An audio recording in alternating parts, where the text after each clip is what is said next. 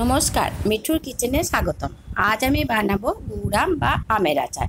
এর জন্য লাগবে আম, সর্ষের তেল, নুন, হলুদ, পাঁচফোড়ন, মেথি, লঙ্কা, মৌরি আর গুড়। প্রথমে কড়াইয়ে তেল গরম করে নেবো, এতে পাঁচফোড়ন, লঙ্কা ফোড়ন দেব।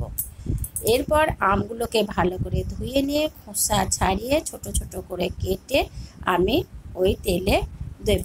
দুবার চারবার নেড়ে নিয়ে এতে আমি সামান্য একটু নুন, হলুদ মিশিয়ে একবার দুবার নেড়ে নেব। খুব বেশি নাড়বো না, নাড়লে আমগুলো শক্ত হয়ে যাবে।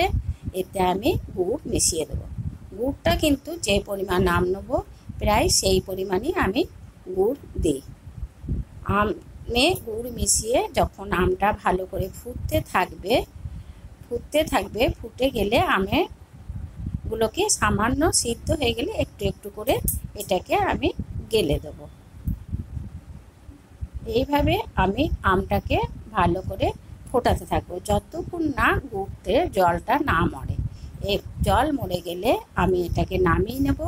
এরপর মৌরিতে, মেথিতে, লঙ্কাতে আমি ভেজে রেখেছিলাম সেই মশলাটা গুঁড়িয়ে এতে আমি ছিটিয়ে দেব। এবারে এটাকে আমি এদিক ওদিক করে আবার একটু মশলা ছিটিয়ে নেব। চ্যানেলটি ভালো লাগলে সাবস্ক্রাইব করুন।